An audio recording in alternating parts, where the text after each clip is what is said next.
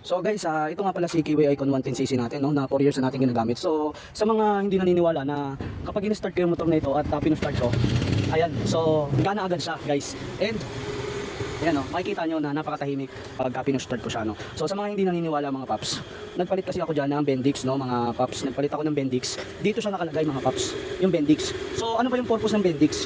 So kahit anong klase naman ng motor mga paps, meron siyang Bendix.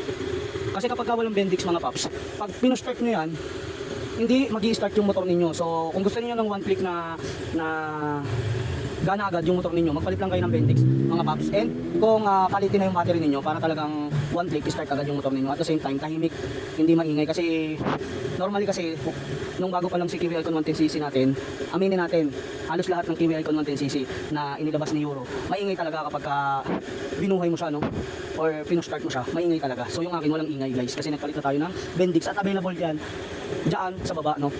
Ilalagay ko yung link para makapag-check out kayo or visit lang kayo sa showcase ko. Andun lahat yung mga parts and accessories ni Kiwi Icon 110cc. So ikaw Paps, kung user ka ni Kiwi Icon 110cc, kamusta na yung motor mo? Ilang taon nang ginagamit mo yung motor mo at ano na yung mga na-experience mo sa motor mo na pwede kang mag-comment dyan sa comment section ko sa baba para siyempre makakapag-share ka ng experience mo sa motor na ito at ano yung pwede mong itanong regarding sa motor na ito, kasi para mabigyan kita ng advice regarding sa motor na ito kung paano mo nga ba mamimaintain na hindi ka bibigyan ng sakit sa ulo ng motor na ito na si Kiwi Icon 110cc, no. So marami rin nagko-comment sa akin recently mga paps, no, paano ko pa ba na-maintain na maganda yung mga clearings ko, no, so hindi siya kupas na, no. So yun, meron din ako dyan na pambalik ng kulay ni Kiwi Icon 110cc para magmukha ulit siyang bago. So aside sa sa BS1 Armor Wax, so dati ginagamit ko yan pero ngayon hindi na. So hindi ko rin naman to ginagamitan mga paps ng BS1, no. So nandyan din yung link sa baba, pwede kayo mag-check out. Ang tawag doon sa inilagay ko sa flarings ko, back to black. So yun, back to black. So lahat ng mga flarings ko pininturahan ko ng back to black. Kaya ganyan ang itsura ng motor ko. So wala po itong filter mga paps, no. Ganyan po talaga itsura ng motor ko. 4 years na sa akin, 2022 ko siya nabili. So March 6, tanda ko pa, March 6, 2022. And still halos wala naman siyang sakit sa ulo na ibinigay sa atin. Lalong-lalo na at bumabiyahe talaga tayo ng mga malalayo, no, pating Batangas, Bulacan, kasi nagde-deliver tayo. Shout out sa mga lalamog delivery rider diyan, mga kapwa nating rider na batak sa kalsada, no. So yun, sa front natin mga paps, yung makikita yung gold na yan, 3 years na yan nakakabit yan. So universal cover lang po yan. Hindi po ako nagpalit ng front suspension, stock pa rin po yan mga paps. Nagpalit lang tayo ng caliper dahil nung naubos na yung brake pad natin, nag-order pa ako sa online. So pwede naman pala yung caliper na pang Honda Beat FI na ipalit natin dyan sa front natin, no.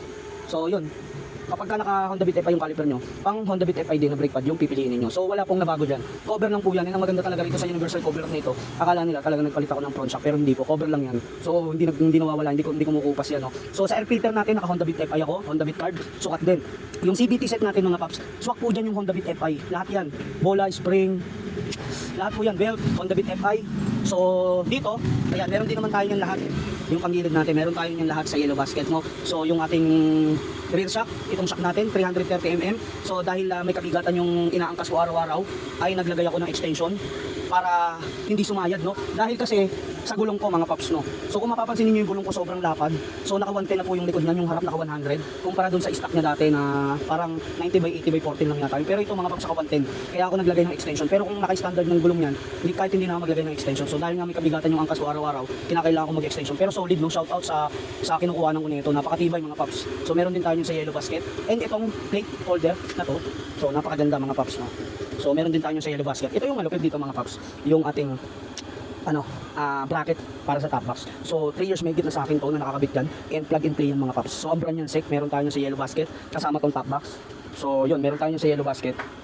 Ilalagay ko na lang yung link mga paps, no. And kung gusto niyo ng mga gold bolts, yan. So meron tayong speedometer, meron din tayo niyan. Bisitahin niyo lang yung showcase ko, kaya yung link ilalagay ko na lang din diyan. Ball race, meron tayong ball race, meron tayong carburetor na plug and play yan mga paps, pang Kiwi Icon 110cc lang yun, yung carburetor na yun. Kaya kapag ka-check out niyo yun, kung gusto niyo magpalit ng carburetor, plug and play lang yun mga paps. Meron din tayong black piston na pang Kiwi Icon 110cc na plug and play mga paps. So huwag kayong matatakot na orderin yun dahil plug and play na nga lang yun. Papalitan nyo lang yung stock nyo kung gusto nyo magpalit ng engine, no? So yung piston set na yun mga paps. So nasa yellow basket ko, ilalagay ko yung link dyan. And kung gusto nyo ng ng footboard. So 4 na taon na sa akin yung footboard na yan. Pang Vario yan eh, Vario 160 footboard. Swak yan sa Kiwi Icon 110cc natin, no. So yun, itong bracket na to mga paps, so sariling gawa yan. So meron tayong malupit na kinukuhanan yan. So gumawa sila ng maraming MDL bracket. Para sa mga gustong maglagay ng MDL, so meron din tayo niyan sa Yellow Basket mga paps.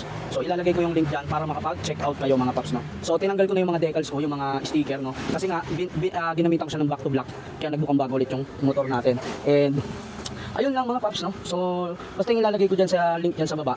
I-click niyo lang yan, lalabas lahat yung parts and accessories ni Kiwi Icon 110cc na plug and play.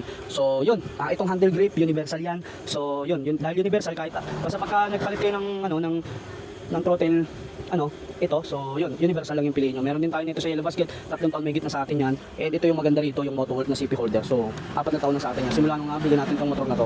So yun, may mga pindutan din tayo. Yan, yung signal light, headlight yan. Meron din tayo yan sa Yellow Basket natin yung link. So ano pa ba? So yun naman, halos wala naman kasi itong issue mga paps, and napakatipid din yan sa gas ni Kiwi Icon 110cc, no. Bilib na bilib talaga ako rito. Kasi kahit na bumiyaya ako ng malayo, hindi ako natatakot. So ayun lang yung isa sa mga tinandaan ko na pinakamahalaga na dapat meron kang reserba. Walang iba kundi yung throttle cable mga paps, dahil napakahirap makahanap ng stock ng Kiwi Icon 110cc natin na throttle cable. Kaya kung gusto niyo ng throttle cable mga paps, mag-reserve na kayo, mag-stock kayo dyan.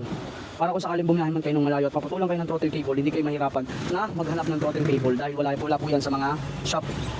Wala pong throttle cable na napasok sa kay Kiwi Icon 110cc. So maglagay lang kayo dyan sa seat compartment ninyo para kung sakaling maputulan kayo ay meron kayong stock at saka ng belt. So meron din akong nakareserbang belt dito para kung sakaling maputol yung belt, meron akong pamalit. So labor lang babayaran natin. So yun lang muna mga ka-icon, no? So ingat kayo palagi, ride safe sa inyong lahat. Mag-comment lang kayo dyan kung ano yung mga issue ng motor ninyo.